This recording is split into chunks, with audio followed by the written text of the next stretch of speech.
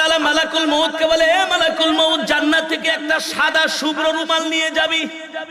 সাদা সাদা একটা শুভ্র রুমাল জান্নাত থেকে নিয়ে যাবি, আর জান্নাত থেকে একটা খুশবু নিয়ে যাবি, খুশবু। সুবহানাল্লাহ। মালাকুল মউত জান্নাত থেকে একটা খুশবু আর একটা সাদা শুভ্র রুমাল নিয়ে আসে। যে আল্লাহর কোরআনকে মহব্বত করে, সকাল সন্ধ্যা কোরআন তেলাওয়াত করে, মালাকুল মউত আয়েশা তার সামনে হাজির হয়।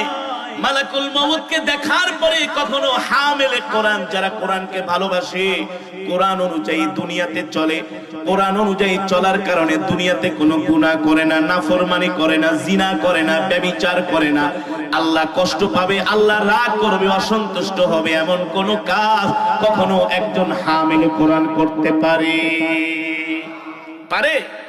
হামিলে কোরআন করতে পারে না।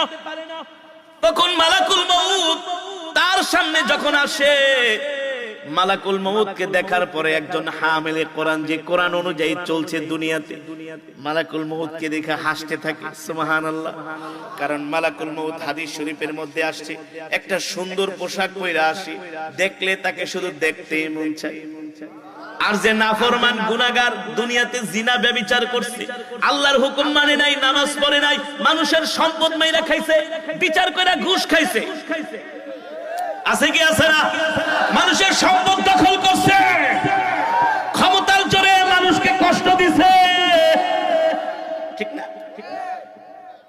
তার কাছে যে বলে এক কথা, আরেকজনের কাছে যে বলে আরেক কথা। এমন কিছু মুনাফিক মার্কা মানুষ আছে কি আছে না?